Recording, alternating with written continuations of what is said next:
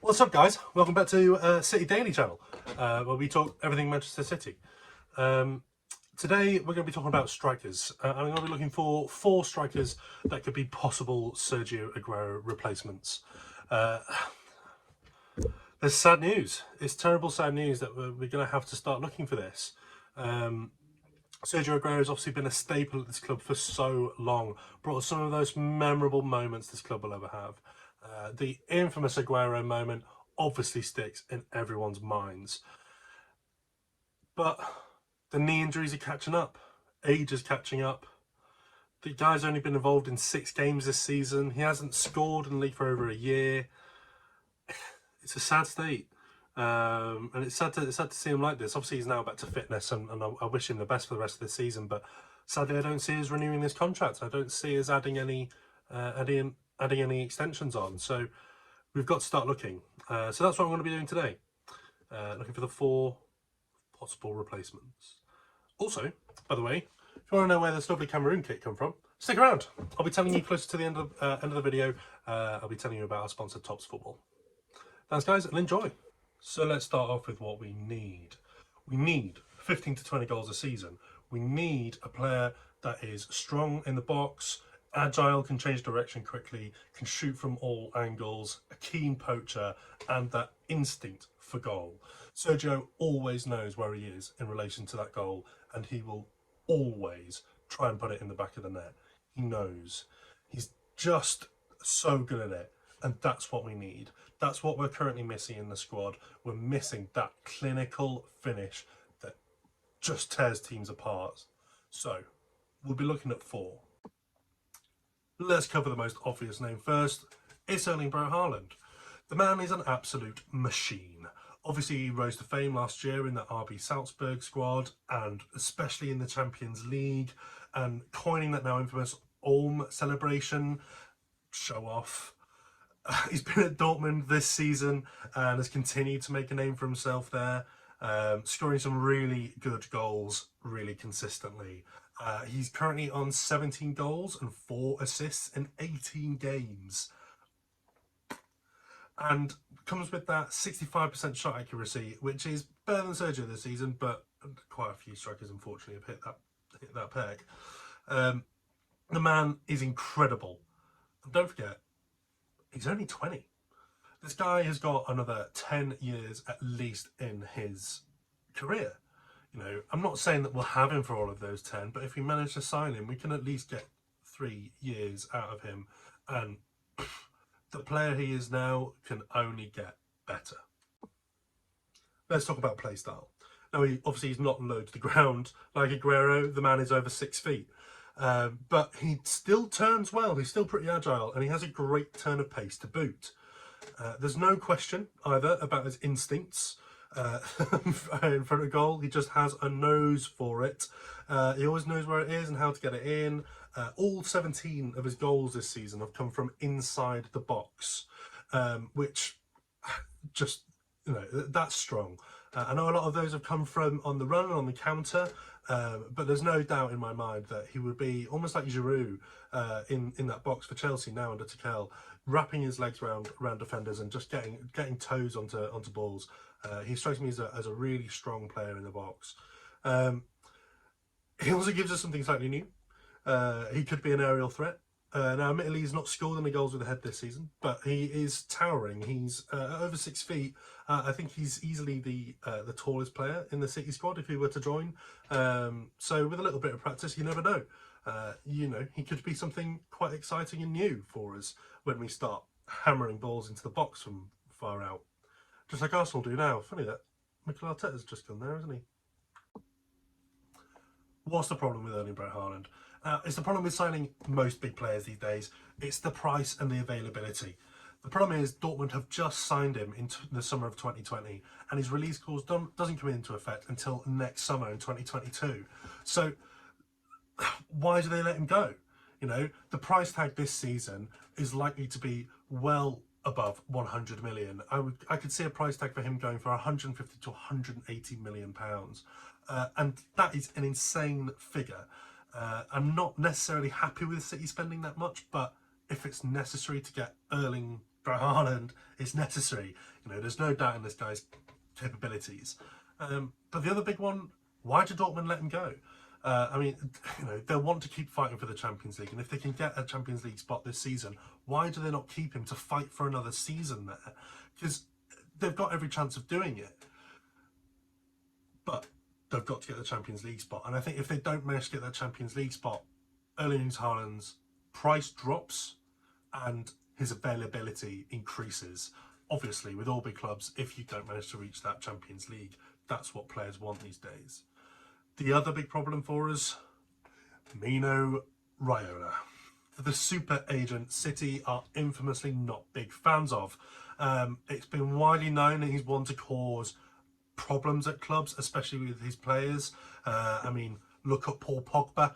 He created so many issues at Manchester United that it was all over the tabloids for ages. And do we want that at Manchester City? I'm not necessarily sure that we do. But there have been reports that City are willing to deal with Alf Haaland, obviously his dad, and the club directly, Dortmund. So, fingers crossed for it. It's a possibility. And obviously we do have one final chip in this negotiation war. You know, we sold them Jadon Sancho. And we have a 15% sell-on clause in his contract. Which for a player that is commanding, you know, 70 to 80 million right now, is a big portion of money.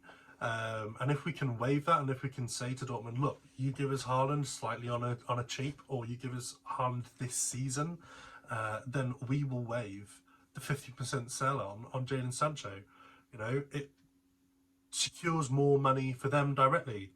So I think it's a nice little bargaining chip. And I really hope that's something that will help bring the Norwegian striker to the Blues. Now, of course, Haaland is wanted by all big clubs right now. Real Madrid, Manchester United, Chelsea and loads more have been connected to him this season. So the likelihood of a move seems high, but obviously it still remains to be seen where he ends up. Is the lure of being a Galactico going to take him? Or is the lure of somewhere like the Theatre of Dreams going to take him? You just don't know. So yeah, Haaland is a dream, but is it a dream too far? Next, let me cover a striker that has also been linked with City. Quite strongly, actually, especially recently. I've seen quite a few reports, especially on Twitter and things. And it's this guy, Romelu Lukaku. There's been a fair few reports, and obviously currently playing for Inter Milan in the Serie A, and there's no denying that he's definitely profited from his move away from the Reds. You know, his move away from Manchester United has brought him 18 goals this season and 8 assists over his 24 games at Inter. So, you know, that's really shown. There's a really strong figures, and he even beats Haaland somewhat on his shooting accuracy. It's only 2%, you know, he's at 67, Haaland's at 65. It's not a big jump, but it's still noticeable, isn't it? It's still, you know, that 2%, that is just, you know, that's 50 shots over a season. There's an extra goal, and you never know when that extra goal might come. It might come in a 0-0 against Liverpool. Now, playstyle-wise, he is relatively Aguero-esque. 17 goals this season and 14 successful dribbles. He progresses the ball well and gets the end result. Similar to Haaland, he has a nose for goal and has a keen poacher's instinct. I just think the problem for me with Lukaku is I can't break that Manchester United connection. You know, watching the last few seasons in the Premier League was sad, almost. You know, he almost lost the ability to play football.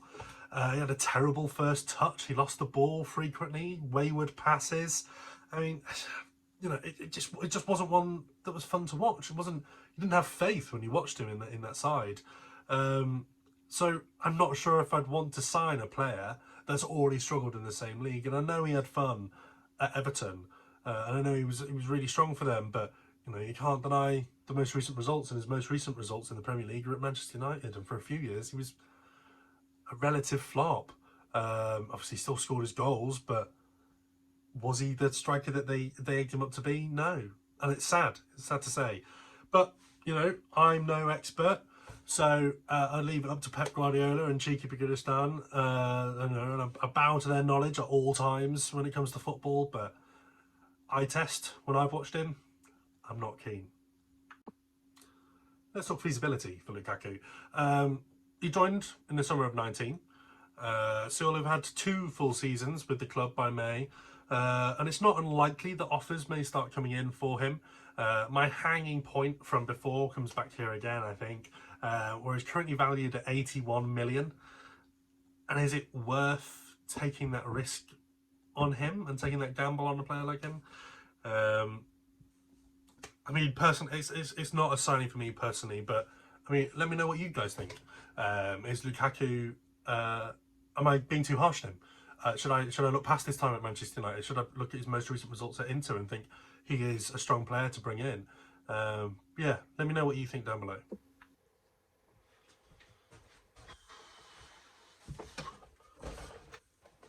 What's up, guys? Look what came in the post. So we have a channel sponsor.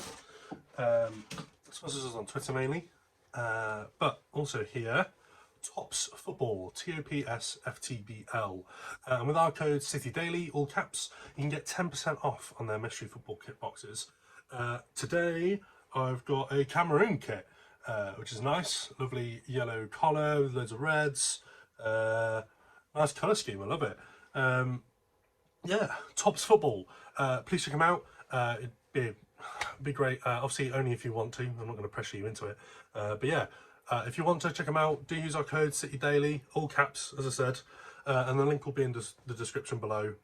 So please check them out if you want to. And yeah, let us know what you get if you do order as well, because definitely going to get a few more of these. Let's stay into Milan for now. The most Aguero-like player on this list, I reckon, it's Lautaro Martinez. We've been linked with him before, and he is a player that could fit City down to a T, I think. He's ever present in the box and has scored with just every bit of his body, pretty much. He's currently got 5 goals from his left, 5 from his right, and 3 from his head. So, you know, 13 goals, always ready for the ball to break his way, which is always something you look for in a poacher. On top of the 13 goals, he also has 5 assists and boasts, you know, a relatively strong 52% shot accuracy. I think he likes to take a swing from outside the box every now and again, so that's, you know, that's going to drag that stat down, isn't it? The most Guardiola stat, though, he has pretty good defensive stats too. For a striker, he's earned himself 21 interceptions and a 37% tackle rate. He moves the ball well. He's got the really strong high press that Guardiola likes. Yeah, and moving the ball well, like I said before, 68% pass success rate, which in final thirds, pretty strong really. Obviously that will probably increase when it comes to City, what with some of our more dynamic movements and moving around the box. So yeah, that can only get better as well.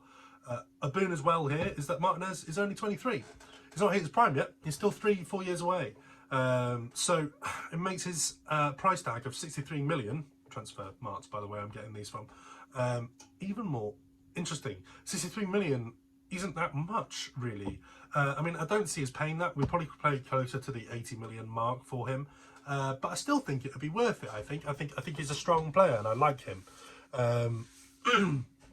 Yeah, he's a very strong connection for City, and obviously just a very strong player, small as well. Obviously has that agile ability. So we'll see with Lautaro Martinez. I'm not holding my breath. I don't think he's very likely, but I do think he'll be a good signing. Lastly, let's look at a bit of a left field example. So I've not seen very much around this guy. There's been a few rumours here or there. I've only seen 1 or 2 connecting him to Manchester United. And even they seemed a bit weak, personally. So it's Andr Silva from Frankfurt. Now, the guy's been great for the Bundesliga side this season. And obviously he's Portuguese as well. So as to the Portuguese connection we've currently got going at Manchester City. He scored 19 goals and 2 assists this season in 21 games as well. So 1 goal or assist per 90. It's a strong stat for any striker to have, massive. All of his goals have come from inside the box, and he's versatile as well. He scores with his left, with his right, with his head. It's very strong. I think he'd be really strong for us inside of that box at the front. He also boasts a 65% shot accuracy, which is up there with Erling Braut Haaland. So that's, you know, there's nothing to sniff about. and I think he goes under the radar, Andr Silva. He's a strong passer, 74% pass accuracy, and is sure to make him well liked by Pep Guardiola. The weakness in his game lies in the defensive output, unfortunately. He doesn't really offer that high press that like Jesus does currently, and he's unlikely to press hard at first when he signs for us. If he signs for us, sorry. But he's 25, so there's still some time to learn and to adapt his game. A relatively budget option as well. He's currently marked at 33 million on Transfermarkt, which would be a nice profit for Frankfurt. I think that's about 10-15 million more than they paid for him. And after a year of football, you know, do you take a 10-15 million boon? I think that's all right. But do we want two strikers without a key quality right now? It's a question to ask. I mean, you know, Andr Silva might be able to score the goals, but if you can't add to the defensive output, then, you know, again, that's one of the keys to our team right now, is that we're so defensive, and we're so defensive from high up on the pitch. It's the reason a lot of our goals have come recently, especially Gundogan's goals recently. But also Jesus is missing that clinical quality right now, unfortunately. You know, he can't finish. He stops the ball when he gets into the box in a breakaway, and it's really upsetting to see. But yeah, is Andr Silva worth the punt? So, we've looked at 4 possible striker replacements for Sergio Aguero should he be on his way out of the club. There are obviously way more options out there. Please do let me know below who you think is the best Aguero replacement out there.